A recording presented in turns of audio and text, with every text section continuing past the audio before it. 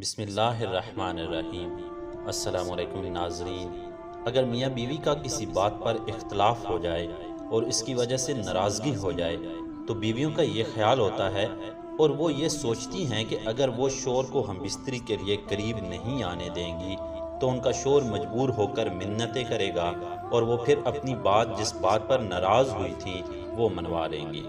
بیویاں یہ اس لیے کرتی ہیں کہ وہ ہم بستری کو آڑے لے کر اپنے شوہر پر روب اور دبدبہ رکھ سکیں۔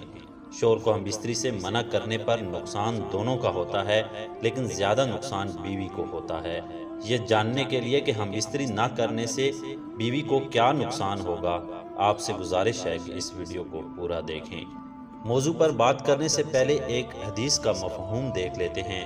حضرت ابو ہریرہ سے روایت ہے کہ رسول اکرم صلی اللہ علیہ وآلہ وسلم ارشاد فرماتے ہیں، شوہر جب اپنی بیوی کو ہم بستری کے لیے بلائے اور بیوی انکار کر دے اور شوہر بیوی سے ناراضگی کی حالت میں سو جائے تو ایسی عورت پر فرشتے پوری رات لعنت بھیجتے رہتے ہیں۔ تو اس حدیث کی روشنی میں جو سب سے پہلا نقصان بیوی کو ہوگا وہ یہ کہ اس پر اللہ تعالیٰ کی لعنت اور اللہ کی پھٹکار پڑے گی۔ جس نے اپنے شوہر کو ناراض کیا اس نے اللہ کو ناراض کیا۔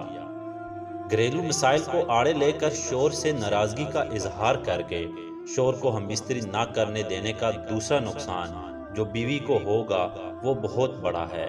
اس نقصان کی وجہ سے بیوی پوری زندگی بیٹھ کر روتی رہے گی۔ وہ نقصان یہ ہے کہ ہم بستری سے منع کرنے پر شوہر دوسری شادی کے بارے میں سوچنے لگتا ہے یا پھر زنا کی طرف چلا جاتا ہے۔ شوہر کو سزا دینے کے بجائے بیوی خود سزا میں مبتلا ہو جاتی ہے، اس لیے شوہر جب بھی بولے تو اس کی حاجت کو پورا کرنا چاہیے۔ دوسری طرف شوہر کو بھی چاہیے کہ وہ اپنی بیوی کا خیال رکھے۔ اگر وہ بیمار ہے یا کسی پریشانی میں مبتلا ہے تو ہم بستری کے لیے بیوی کو مجبور نہیں کرنا چاہیے۔ اس طرح میاں بیوی دونوں کے درمیان محبت قائم رہے گی اور کسی قسم کی ناراضگی نہیں ہوگی۔ اگر شوہر کا بیوی کے ساتھ ہم بستری کرنے کو دل نہ کرے تو ہم بستری کو ترک کر دینا بھی جائز نہیں، کیونکہ یہ بیوی کا شرعی حق ہے اور مرد کی نسبت عورت میں شہوت زیادہ ہوتی ہے، لیکن شرم و حیا کی وجہ سے وہ اس کا اظہار نہیں کرتی۔